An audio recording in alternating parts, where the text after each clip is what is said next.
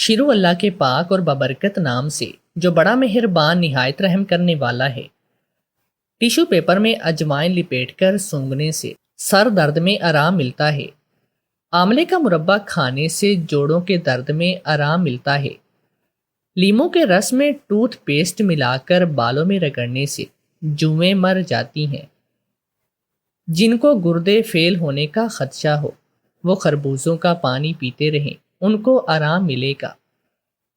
لہسن کے جوئے پر شہد لگا کر دانتوں پر لگانے سے دانت درد میں آرام ملتا ہے۔ اگر چہرے پر لال رنگ کے دانے نکل آئیں تو زیادہ سے زیادہ کنو کھائیں، دانے ختم ہو جائیں گے۔ دورے والی کھانسی میں پان کے پتوں کا رس نکال کر 1 چمچ شہد میں ملا کر پینے سے آرام ملتا ہے۔ ماری کے درد کا مسئلہ ہو تو رات کے وقت رائی کے دانے پانی میں بھگو کر رکھ دیں اور صبح اٹھ کر پی لیں، ماہواری کے درد میں آرام ملے گا۔ اگر جوڑوں میں سوجن کا مسئلہ ہو تو پیاز کا رس اور سرسوں کا تیل ملا کر جوڑوں پر لگانے سے سوجن میں آرام ملے گا۔ سونف اور نمک ملا کر پیس لیں اور 1 چمچ گرم پانی میں ملا کر پئیں، پیٹ درد میں آرام آ جائے گا۔ اگر منہ سے بدبو آتی ہو، ہر کھانے کے بعد چند دانے سونف کے چبایا کریں، منہ سے کبھی بدبو نہیں آئے گی۔ برسات کے موسم میں اگر کسی کو ہیضہ ہو جائے تو پودینہ پانی میں ابال کر وقفے وقفے سے مریض کو پلائیں، ہیضہ ختم ہو جائے گا۔ جنہیں کھانسی اور خشکی ہو وہ اروی کا سالن کھایا کریں۔ انگور کھانے سے جسم میں موٹاپا آتا ہے۔ انڈا فرائی کرنے سے پہلے برتن میں تھوڑا سا نمک چھڑک لیں، انڈا فرائی پین سے چپکے گا نہیں۔ اگر خونی بواسیر کا مسئلہ ہو تو کریلے کے جوس میں چینی ملا کر پیا کریں۔ دھنیا کا پانی گرم کر کے گنج پن پر لگانے سے گنج پن ختم ہو جاتا ہے۔ اگر گرمی میں بے چینی اور گھبراہٹ کا مسئلہ ہو تو لکاٹ کا پھل کھانے سے آرام ملے گا۔ اگر قبض کا مسئلہ ہو تو نہار منہ کشمش کھایا کریں۔ دھنیا کا پانی اور مصری ملا کر کھانے سے جسم میں گرمی دور ہوتی ہے۔ اگر بلغم کا مسئلہ ہو تو لہسن کی کچی پوتیاں کھانے سے بلغم ختم ہو جاتی ہے۔ جنہیں آنکھوں کی مرض ہو، آنکھیں لال ہو جائیں، سو جائے، انہیں گنے کا رس پلائیں۔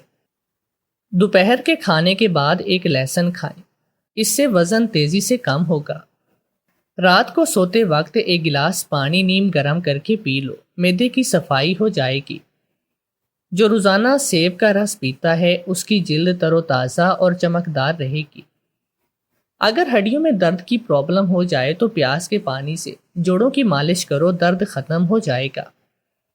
دال کا سالن بنا کر کھانے سے پیٹ کی بیماریاں جنم لیتی ہیں۔ نیم کے پتوں کو تلووں پر مسل دینے سے شوگر جیسی بیماری دور ہو جاتی ہے۔ ادرک والا پانی روزانہ پینے سے 70 سال تک خون گاڑھا نہیں ہوگا۔ رات کو پخانہ کر کے سونے سے گردے ہمیشہ تندرست رہتے ہیں۔ سر میں کڑوا تیل لگانے سے سر کی جوئیں نہیں رہتی۔ بھوک کی کمی دور کرنی ہے، اونٹنی کا دودھ پیو۔ زیتون کے تیل کے ساتھ روٹی کھانے سے کبھی گیس کی بدبو نہیں آئے گی۔ بے چینی اور تھکاوٹ محسوس ہو رہی ہو تو انار کا جوس پی لیا کریں۔ ناک میں زیادہ غدود ہوں تو ادرک کے پانی سے ناک 1 بار صاف کر لو، گندگی اور غدود آنا بند ہو جائیں گے۔ پخانہ نارمل آنے لگے گا۔ پخانہ سیاہ رنگ کا آئے تو لیچی کا پھل کا رس پی لو۔ کھیرا آپ کو چھاتی کے کینسر سے بچاتا ہے۔ ٹماٹر کھایا کرو، یہ سفید موتیا اور دیگر آنکھوں کی بیماری سے محفوظ رکھتا ہے۔ کھجور کھانے سے کبھی نفسیاتی کمزوری نہیں ہوتی۔ نہار منہ شہد کھاؤ، عمر میں اضافہ ہوتا ہے۔ پٹھوں میں درد کی پرابلم ہو تو دوپہر کے وقت دھوپ میں بیٹھ کر کالی مرچیں چبا لیا کرو۔ خربوزہ کھانے کے بعد نمک چاٹ لیا کریں، بد ہضمی کبھی نہ ہوگی۔ نہار منہ شہد کھاؤ، عمر میں اضافہ ہوتا ہے۔ اگر گلے میں سوزش کا مسئلہ ہو تو کیلا کھانے سے سوزش ختم ہو جاتی ہے۔ ہمارے پڑوس میں خالہ شبو رہا کرتی تھی۔ شہاب ان کا بیٹا تھا۔ ان کی بازار میں کپڑے کی دکان تھی۔ ایک روز قریبی قصبے سے کچھ خواتین کپڑا خریدنے آئیں جو تمام برقعوں میں ملبوس تھی۔ انہی میں سے ایک لڑکی سائرہ بھی تھی جس نے خود کو چادر سے ڈھانپ رکھا تھا۔ سائرہ جب اپنے لیے جوڑا پسند کر رہی تھی، اس کے چہرے سے چادر سرک گئی اور شہاب نے اس کی ایک جھلک دیکھ لی۔ جھلک دیکھتے ہی وہ اس کا دیوانہ ہو گیا۔ دل میں ٹھان لی کہ شادی اسی سے کروں گا، اسے حاصل کرنے کے لیے سر دھڑ کی بازی لگا دوں گا۔ عورتیں حسب ضرورت کپڑے خرید کر چلی گئی، مگر شہاب کا چین اور سکون ختم ہو گیا۔ اب اسے کسی پل چین نہیں تھا۔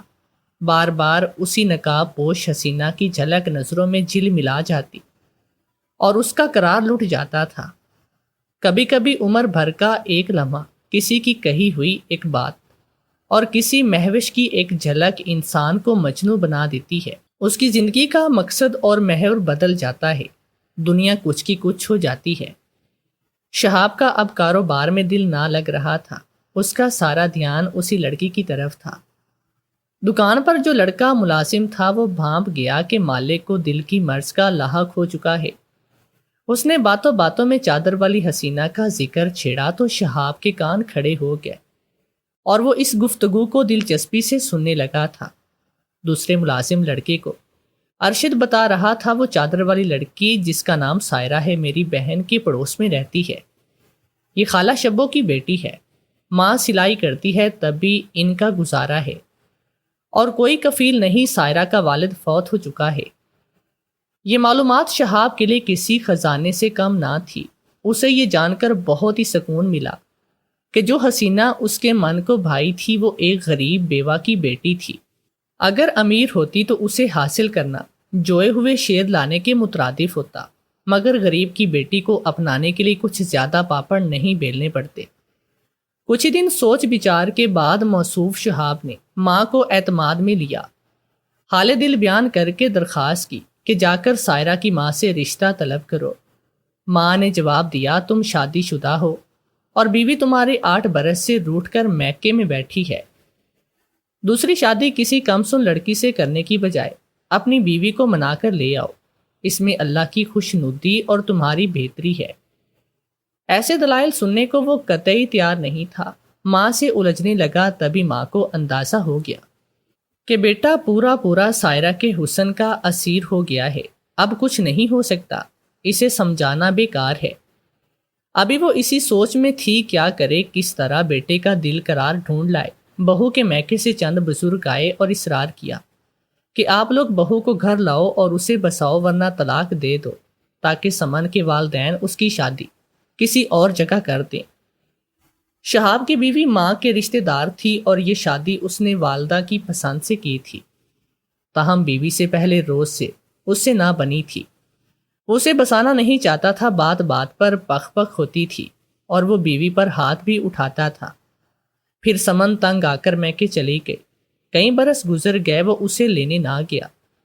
سمن کے والدین شروع میں صلح کی کوشش کرتے رہے اور اب وہ کہتے تھے بسانا نہیں ہے تو طلاق دے دو، ہماری بیٹی کی زندگی اس طرح برباد نہ کرو۔ شہاب نے ان پیغامات کو جواب نہ دیا تو وہ لوگ فیصلہ کن بات کرنے پر آ گئے۔ اب شہاب کو ہر صورت فیصلہ کرنا تھا، سو اس نے ٹھان لی کہ اگر سائرہ کا رشتہ مل گیا تو پہلی بیوی کو آزاد کرے گا۔ ماں نے بیٹے کی ضد بھی مان لی اور ساتھ والے قصبے سے رشتہ طلب کرنے چلی گئی۔ اس نے لڑکی کے گھر کی غربت دیکھتے ہوئے ان کو 50,000 کی پیشکش کر دی۔ گاؤں میں رواج تھا لڑکا امیر ہو اور لڑکی کا تعلق غریب گھرانے سے ہو تو شادی کے اخراجات کے نام پر لڑکے والے لڑکی کے والدین کو معقول رقم ادا کرتے ہیں۔ یوں رشتے کے بدلے غریبوں کی مالی معاونت ہو جاتی ہے۔ یہاں بھی یہی رسم لائی گئی۔ سائرہ کی ماں نے رقم کے بدلے بیٹی کا رشتہ دینے پر آمادگی ظاہر کر دی اور شہاب کی جھولی مرادوں سے پھولوں سے بھر گئی۔ اس نے پہلی بیوی کو آزاد کر دیا، دوسرے گاؤں جا کر سائرہ کو بیاہ لانے کا اہتمام لیا۔ وہ اپنی کامیابی پر بہت ہی خوش تھا، سوچ بھی نہ سکتا تھا کہ اتنی جلد اور آسانی سے اسے یہ من پسند نئی دلہن حاصل ہو جائے گی۔ اب ویران بے آب و گیا زندگی ایک حسین خواب کی مانند گزرنے لگی۔ قیمتی ملبوسات، زیور اور دیگر سامان آرائش سے سائرہ کے سامنے ڈھیر کر دیے۔ کیونکہ اس کی کپڑے کی بڑی دکان تھی اور مال و دولت کی کمی نہ تھی، سائرہ بھی اپنے نصیب کھل جانے پر بہت ہی شاداں تھی۔ سہیلیاں اس کی پرتعیش زندگی پر رشک کرتی تھی، ایک دوسرے سے حسرت سے کہتی نصیب ہو تو ایسا، شابی بیوی کو دل و جان سے چاہتا تھا۔ یہ بات سارے گاؤں میں مشہور تھی کہ سائرہ کو مجنوں مل گیا ہے، اور شہاب نے جب سے من چاہی دلہن پا لی ہے، اس کی خوشیوں کا ٹھکانہ بالکل نہیں۔ وہ پہلے سے کہیں زیادہ خوش اخلاق ہے، خوش اخلاقی اور کاروبار میں خوشحالی کا چولی دامن کا ساتھ ہوتا ہے۔ شہاب گاہکوں کے ساتھ حلیمی اور خوش اخلاقی سے پیش آنے لگا، کاروبار میں اضافہ ہوا، اور جو مندی چل رہی تھی وہ بھی نہ رہی۔ کاروبار دن دگنی رات چگنی ترقی کرنے لگا۔ سبھی کے منہ پر ایک ہی بات تھی کہ سائرہ کے آنے سے شہاب کی خوشحالی میں اضافہ ہوا ہے۔ یہ بات شہاب نے بھی ذہن نشین کر لی، اور وہ بیوی کی چاہت میں ڈوبا ہوا تھا۔ لوگ اس کی پہلی بیوی کو یاد کرتے تو اسے بد نصیب کا لقب دیتے، اور دوسری کو خوش نصیب کہتے۔ ظاہر ہے کہ جس کو پیا چاہے وہی سہاگن۔ سبھی دن ایک جیسے نہیں ہوتے، کہتے ہیں نا کہ کبھی کے دن بڑے اور کبھی کی راتیں، کہاوتیں درست ہوتی ہیں۔ ایک روز وہ ہو گیا جس کا وہم و گمان بھی نہیں تھا۔ ایک معمولی سے واقعے نے چین سکون غار اور آباد گھر کو تہس سے نہس کر ڈالا۔ سائرہ اپنی نند کے کنگھی کر کے بال سنوار رہی تھی، اور ساس چار پائی پر بیٹھی چاول چن رہی تھی۔ اچانک ایک صدا سنائی دی، بندے ہار چوڑیاں پراندے لے لو، پازیب اور گرگاں بیاں خرید لو۔ یہ چوڑی والا کبھی کبھی ادھر پھیری لگاتا ہے، قصبے سے آتا ہے، خاص طور پر جب کسی کے گھر شادی بیاہ کی تقریب نزدیک ہوتی ہے یا عید کا موقع ہوتا ہے۔ اسے خبر ہوتی کہ اب قصبے والوں کو اس کی ضرورت ہے۔ گھروں میں سہاگنیں لڑکیاں بالیاں بھی اس کی صدا کی منتظر رہا کرتی تھی، کیونکہ اس کے پاس جو مال ہوتا وہ یہاں پر نہیں ملتا تھا۔ شہر سے خواتین کی دل پسند اشیاء خرید کر لاتا اور گاؤں اور قصبے میں فروخت کرتا۔ جہاں سائرہ رہتی تھی اول تو بازار کوئی خاص نہ تھا، کچھ دکانیں تھیں جن میں یہ مال مطلوبہ دستیاب نہ ہوتا، لہٰذا چوڑی والے اپنے ٹوکرے میں یہ سامان بھر کر سر پر رکھے گاؤں گاؤں صدا لگاتے، اور دروازے پر پردہ نشین خواتین پسند کر کے خرید لیا کرتی۔ اس روز بھی جب مٹھو کی صدا کانوں سے ٹکرائی، بندے ہار چوڑیاں لے لو، بندے ہار چوڑیاں لو، پراندے لو، گلابی لے لو، تو سائرہ کی نند ریحانہ کا دل اچھل کر حلق میں آ گیا۔ وہ دوڑتی ہوئی دروازے پر گئی اور مٹھو کو پکارنے لگی۔ وہ ایسی ہی پکار کا منتظر تھا، فوراً آ کر دروازے پر بیٹھ گیا اور ٹوکرا ڈیوڑی میں رکھ دیا جہاں گھر کی خواتین اپنے پسند کی چیزوں کا انتخاب کر سکتی تھی۔ دوسری نند بطول نے ٹوکرے پر نظر ڈالی اور پکارنے لگی، بابی سائرہ ادھر آنا، دیکھو وہ کیسی شاندار چوڑیاں اور گرگابیاں ہیں، آؤ مجھے بتاؤ کون سی لوں۔ سائرہ نے ساس کی طرف دیکھا جیسے اجازت طلب کر رہی ہو۔ وہ بولی، ہاں ہاں جاؤ دیکھو، اور تم بھی اپنے لیے پسند کر لو۔ یہ چوڑی والا کبھی کبھار ہی پھیری لگاتا ہے، جانے پھر یہ کب آئے، عید قریب ہے، جو پسند آئے لے لو۔ نند بوش ڈیوٹی میں بیٹھ کر ٹوکرے سے اپنی پسندیدہ چیزیں اٹھا کر ایک جانب ڈھیر کرتی جاتی۔ انہوں نے 2 جوڑے گرگابیاں، ہار بندے اور چوڑیاں پسند کی۔ پھر بطول نے کہا، لالا ہم کو چوڑیاں پہنا دو۔ اس نے کانچ کے درجن بھر چوڑیاں دونوں کلائیوں میں پہن لی۔ پھر وہ سائرہ سے پوچھنے لگا، بھابی کیسی لگ رہی ہیں چوڑیاں؟ بہت اچھی جواب ملا۔ تب وہ بولی، تو آپ بھی پہن لیں۔ بھابی ساس نے کہا، ہاں ہاں دلہن تمہاری پہلی عید ہے، دونوں کلائیوں میں بھر کر پہنو۔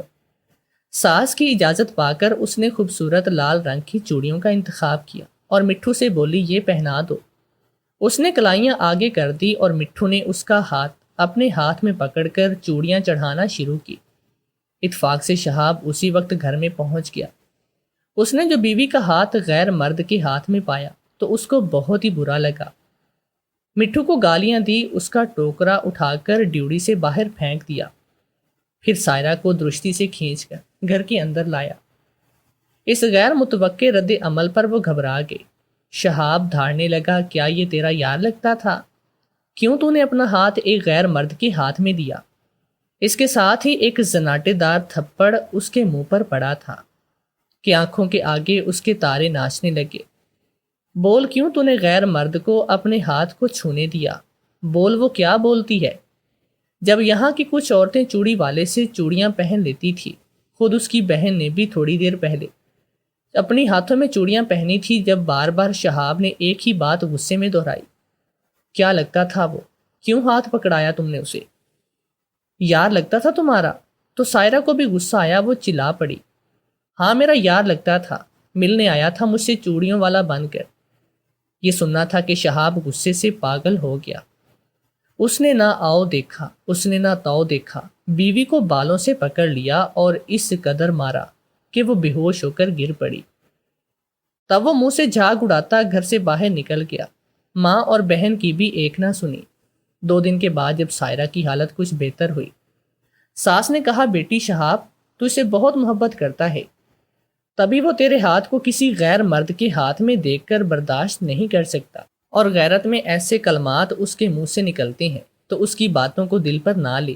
بہتر ہے کہ 2-4 روز کے لیے میکے چلی جا، جب اس کا غصہ ٹھنڈا ہو جائے گا تجھے لینے آ جائے گا۔ یوں ہی ساس کے کہنے پر وہ میکے آ گئے۔ 2 روز کے بعد شہاب گھر آیا اور ماں سے بیوی کا پوچھا۔ ماں نے کہا کہ میکے گئی ہے، یہ نہ بتایا کہ میں نے میکے بھیجا ہے۔ وہ لال بگولا ہوا، میری اجازت کے بغیر کیوں میکے چلی گئی؟ اس نے گھر سے قدم نکالا کیسے؟ میکے جانا ہی تھا، میں خود اسے چھوڑنے آتا۔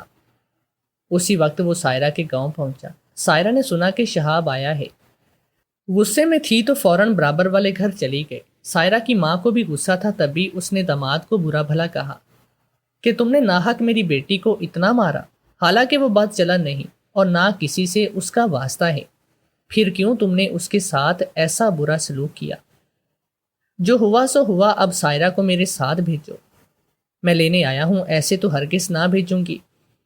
پہلے گاؤں کے چند بزرگوں کو لاؤ، وہ ضمانت دیں گے کہ آئندہ تم سائرہ پر ہاتھ نہیں اٹھاؤ گے، میں اسے تب بھیجوں گی۔ انکار سن کر وہ آپے سے باہر ہو گیا اور ساس کو برا بھلا کہنے لگا۔ شور سن کے پاس پڑوس کے لوگ بھی آئے۔ انہوں نے سائرہ کی ماں کی طرف داری کی، جس پر داماد نے اپنی سخت سیکی محسوس کی، کیونکہ اس محلے میں اس بیوہ عورت کی سبھی عزت کیا کرتے تھے۔ وہ شہاب کے منہ سے بد کلمات سن کر خفا ہونے لگے۔ انہوں نے سمجھانا چاہا، مگر اس بندے نے اس امر کو بھی اہانت ہی سمجھا۔ محلے والے شہاب کو مجبور کرنے لگے کہ اپنے بزرگوں کو لاؤ، پھر سائرہ کو تمہارے حوالے کریں گے۔ شہاب اچانک تل ملا کر رہ گیا۔ وہ خالی ہاتھ لوٹ آیا اور گاؤں آ کر اپنے چند دوستوں کے پاس گیا۔ انہیں صورتحال بیان کی اور ان سے مشورہ طلب کیا۔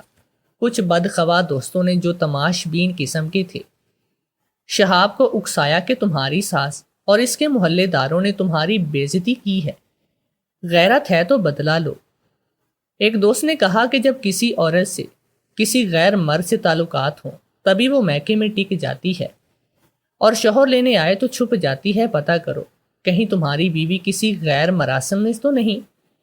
غرض ایسے شک و شبہات دل میں جا گزے کہ شہاب کا دماغ گھوم گیا۔ دوستوں نے صلاح دی کہ بیوی شوہر کے ساتھ واپس گھر آنے سے انکاری ہو تو اس کا بندوبست کر دینا چاہیے۔ یوں شہاب کو ساتھ لیا اور رات کی تاریکی میں سائرہ کی ماں کے گھر پہنچ گئے۔ وہ ان کے گھر کی دیوار ہی پھلانگ کر صحن میں آ گئے۔ سردیوں کے دن تھے، ماں بیٹی اندر سو رہی تھی۔ آہٹ سے ماں کی نیند ٹوٹ گئی۔ بیٹی کے سرہانے 4 مردوں کو پا کر چیخ نکل گئی۔ انہوں نے آگے بڑھ کر ماں کا گلا دبا دیا اور ہمیشہ کے لیے اسے خاموش کر دیا۔ یہ منظر دیکھ کر سائرہ بے ہوش ہوئی۔ انہوں نے اسے بے ہوشی کے عالم میں اٹھا لیا اور کھیتوں سے دور ویرانے میں لے آئے۔ شہاب نے دوستوں سے دریافت کیا کہ اب کیا کرنا چاہیے۔ وہ کہنے لگے، جو غیرت مند مرد کرتے ہیں ہمیں وہی کرنا چاہیے۔ یہ بدنام ہو گئی ہے، بیوی بنا کر رکھو گے تو لوگ تم کو بغیرت کہیں گے اور جینے بھی تم کو نہ دیں گے۔ یہ کہہ کر وہ جو کتال ساتھ لائے تھے اسے گڑھا کھودنے لگے۔ شہاب کا دماغ موف تھا، اس کی کچھ سمجھ میں نہیں آ رہا تھا کہ یہ سب کیا ہو رہا ہے، صحیح ہو رہا ہے یا غلط۔ اتنے میں اس کے 3 ساتھیوں نے گڑھا کھود لیا بے ہوش سائرہ کو اس میں ڈال کر اوپر سے مٹی بھرنے لگے اور منٹوں میں گڑھے کو پور کر کے وہ شہاب کو ساتھ لیے واپس گھر میں لوٹ آئے۔ بد نصیب لڑکی بغیر کسی قصور ایک معمولی بات پر زندہ درگور کر دی گئی، اور گاؤں کے جاہلوں کے نزدیک یہ ایک غیرت مندانہ اور قابل فخر کارنامہ تھا جو انہوں نے آنا فنا انجام کر دیا۔ ادھر جب سائرہ کی ماں کے قتل کی خبر پورے گاؤں والوں میں پڑی، گھر کے دروازے پر اکٹھے ہو گئے محلے داروں نے کہا یہ کام صرف اور صرف شہاب کا ہے۔ فوراً پولیس کو اطلاع کی اور وہ شہاب کو گرفتار کر کے اسی ٹائم لے گئے۔ جو کچھ ہوا ماں کے روبرو ہوا، لہٰذا وہ بہت ہی غم زدہ تھی۔ بیٹے سے جیل میں ملاقات کرنے پہنچی اور اسے برا بھلا کہنے لگی کہ یہ تو نے کیا غضب کیا، ساس کو ناحق مار ڈالا اور بیوی کو غائب کرا دیا، آخر تو نے ایسا ان کے کس جرم پر کیا؟ ماں میں نے عجلت میں خود بیوی کو بدنام کر ڈالا تھا، کسی غیر مرد کے ہاتھوں میں اس نے اپنا ہاتھ دیا تھا، میں اس منظر کو برداشت نہیں کر سکا۔ سب لوگوں نے یہ بات میرے منہ سے سن لی تو اب میں کیسے ان کی زبانیں بند کرتا؟ یہ لوگ طرح طرح کی غلیظ کہانیاں گھڑ چکی ہیں۔ ہر شخص گاؤں اور قصبے کا کہہ رہا ہے کہ شہاب کی بیوی کا چلن درست نہ تھا، وہ بد کردار عورت تھی اور اس کے چوڑی والے سے تعلقات تھے۔ خود شوہر نے رنگے ہاتھوں اسے پکڑا۔ ایسی عورت کو زندہ رہنے کا کوئی حق نہیں۔ غیرت کا تقاضا یہی ہے کہ اسے مار دیا جائے۔ ایسی باتیں سن کر میں اصل قصے کو نہیں بتا سکتا، بتاؤں بھی تو لوگ کب یقین کریں گے؟ وہ مجھے ہی جھوٹا اور بغیرت کہیں گے، تبھی مجھے یہ قدم مجبوری میں اٹھانا پڑا۔ اور نہ میں ساس کو مارنا چاہتا تھا اور نہ ہی میں سائرہ کو، یہ کام مجھ سے میرے دوستوں نے کروایا۔ کیا تم نے سائرہ کو بھی مار دیا ہے؟ ہاں، میرے دوستوں نے اس کو زندہ قبر میں دفن کیا، میری آنکھوں کے سامنے، اور میں انہیں روک بھی نہ سکا کیونکہ وہ مجھے بغیرت کہتے ہیں۔ میں کسی کو منہ دکھانے کے قابل نہ رہتا۔ یہ سن کر ماں پھوٹ پھوٹ کر رونے لگی۔ خوف کے مارے اس نے یہ بھی نہ بتایا کہ تمہاری بہن بطول نے بھی اس مرد سے چوڑیاں پہنی تھی۔ ساری حقیقت کا ماں کو پتا تھا، اس میں بہو کا کوئی دوش نہ تھا، مگر وہ گاؤں والوں کی زبانوں کو بند نہیں کر سکتی تھی۔ بیٹے کی جان بھی بچانا لازم تھا، پس اسے بیٹے کی ہاں میں ہاں ملانی پڑی، اور ہر ایک کو یہی کہنا پڑا کہ اس کی بہو کے اس شخص سے ناجائز مراسم تھے جو چوڑی والا بن کر ان کے در پر آیا تھا۔ شہاب بیٹے نے دونوں کو رنگے ہاتھوں پکڑ لیا تو غیرت کی وجہ سے سائرہ کا خون بہا دیا۔ چند سال جیل میں سزا کاٹ کر رہا، مگر اس کے بعد کسی نے اس شخص کو کبھی مسکراتے نہ دیکھا۔ اس کو کلک تھا کہ میری بیوی اور ساس کے ساتھ اس نے ایک اور ہستی کو بھی خون کر ڈالا ہے، اور وہ ہستی اس کی بیوی کے شکم میں پرورش پا رہی تھی۔ اپنے بچے کا بھی وہ قاتل تھا۔ یہ خلش اب کسی پہلو اسے چین نہیں لینے دیتی تھی۔ رہائی کے بعد کچھ دن دکان پر بیٹھا، دکان غیر موجودگی میں ملازم چلا رہے تھے۔ انہوں نے کافی خسارہ دیا، اس خسارے کو شہاب پورا نہیں کر سکتا۔ اس کا دماغ الجھا رہتا۔ نوبت یہاں تک پہنچی کہ دکان بند ہوئی اور وہ گھر میں بیٹھ گیا۔ سارا دن گھر پر پڑا رہتا، سوچتا رہتا کہ اسے اپنے جاہل دوستوں سے بھی نفرت تھی۔ وہ ملنے آتے تو کہلوا دیتا کہ گھر پر نہیں۔ رفتہ رفتہ انہوں نے آنا چھوڑ دیا۔ تنہائی شہاب کا مقدر بن چکی تھی، اس کو پل پل ڈسنے لگی۔ اس شخص کو خبر تھی کہ یہ علمناک واقعہ محض اس کی طبیعت کے ابال سے وقوع پذیر ہوا۔ وہ ایک غصہ ور، جلد باز، طاقتور آدمی تھا، جسے محبت کرتا ٹوٹ کر کرتا تھا، اور جب بدگمان ہوتا تو پھر حقائق کی پرواہ کیے بغیر اس پر پل پڑتا۔ شخصیت کی اس خامی نے گھر اجاڑا، اس کے نام 3 خون لکھے۔ اب وہ راتوں کو جاگتا تھا، سائرہ کو یاد کر کے روتا اور پچھتاتا، مگر گیا وقت ہاتھ نہیں آتا، اور پچھتائے کیا ہو جب چڑیا چگ گئی کھیت۔ سوچ سوچ کر جا کر وہ دیوانہ ہو رہا تھا۔ لوگ کہتے کہ اس کا دماغ چل گیا ہے۔ وہ کئی دنوں تک نہاتا نہیں تھا، ہفتے کپڑے بدلتا نہیں، کھانا پینا، نیند آرام سب بھلا دیا۔ ایسے میں آنکھیں وحشت سی ابلی پڑی تھی۔ غصہ بے پناہ آتا، بلا وجہ لڑنے اور جھگڑنے لگتا۔ گاؤں والے سبھی کہتے 3 قتل کیے ہیں تبھی پاگل ہو گیا ہے، اس سے بچو کبھی خون سر چڑھ کر تو ہم کو ہی نہ مار دے۔ کسی کے بارے ایسے خیالات پختہ ہو جائیں تب لوگ اس سے دور ہی رہتے۔ وہ شخص معتوب ٹھہرتا ہے تو ان پر غصیلا اور پاگل ہو جاتا ہے، لوگوں سے گھبراتا ہے، ویرانے میں سکون آتا ہے۔ شہاب نے بھی ویرانوں میں پناہ لینا چاہی، وہ مستقل قبرستان میں بیٹھنے لگا۔ جب لڑکے وہاں گزرتے ایک میلے کچیلے شخص کو کسی نہ کسی قبر کے پاس بڑبڑاتے دیکھتے تو اس کو پاگل پاگل کہہ کر پتھر مارتے، اور دوڑ جاتے۔ شہاب ان کو گالیاں دیتا، جواب میں پتھر مارتا یا ان کے پیچھے دوڑ لگاتا۔ وہ پاگل نہ تھا، پچھتاؤں کا شکار، غم زدہ تھا۔ کوئی غم گسار نہ ملا اور احساس جرم نے اس کو نفسیاتی مریض بنا دیا۔ تب گاؤں کے لوگوں نے اعلان کر دیا کہ شہاب پاگل ہے، کوئی قاتل ہو وہ معاشرے میں سما جاتا ہے، مگر جس کو سب پاگل قرار دیں وہ معاشرے میں نہیں رہ سکتا، لوگ اسے معاشرے سے نکال دیتے ہیں۔